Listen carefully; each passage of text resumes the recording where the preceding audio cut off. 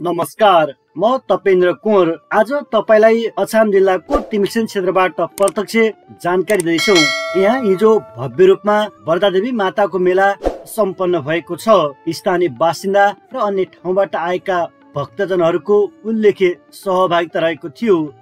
भक्तजनहरू पानीमा भिज्दै रमाइरहेका थिए भने केहीले मनोकामना पाउने विश्वाससहित पूजा अर्चना गरिरहेका थिए। मन्दिर परिसरमा उत्साह र श्रद्धाको भाव झल्किन्थ्यो।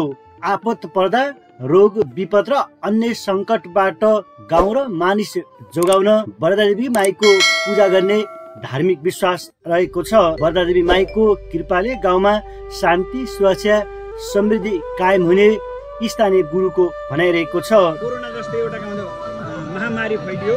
यो अवस्थामा हाम्रो पूर्वजहरूले तपाईको लौ हे भगवती, हे त्रिपुरा सुन्दरी, हे के अरे माता वरदादेवी, महाकाली, महालक्ष्मी, महासरस्वती भगवती, हामीलाई ल यो कोरोनाबाट अथवा यस्तो किसिमको यो महामारीबाट के अरे मुक्त होस्, कुनै किसिमको विघ्न बाधाले रोग बाधाहरू नलागोस्, कसैको पनि ज्यान नजाओस् भन्ने हेतुले एउटा भगवतीलाई साक्षी राखेर म तपाईँलाई ल हाम्रो सम्पूर्ण हाम्रो यो तिमिलसेनवासीहरूको बाट एउटा रागो तपाईँलाई छाइ रागो दिन्छ भन्ने कारणले हरेक वर्ष यो मेला श्रद्धा, विश्वास र उत्साहका साथ मनाइँदै आएको छ। मेलामा स्थानीय कला र संस्कृति पनि प्रस्तुत गरिएको थियो। पारम्परिक नाच, गाना, रङ्गीन वेशभूषा र सांस्कृतिक झाँकीहरूले मेलाको आकर्षण बढाएको थियो।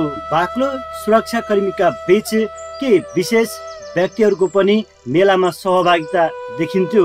कोही व्यापार व्यवसाय गर्दै थिए भने कोही देवीको बलि दिन तयारीमा व्यस्त थिए। यसरी मन्दिर र आसपास क्षेत्रको सुन्दर दृश्यले धार्मिक र पर्यटकीय दृष्टिले पनि यहाँको महत्त्व बढाएको छ।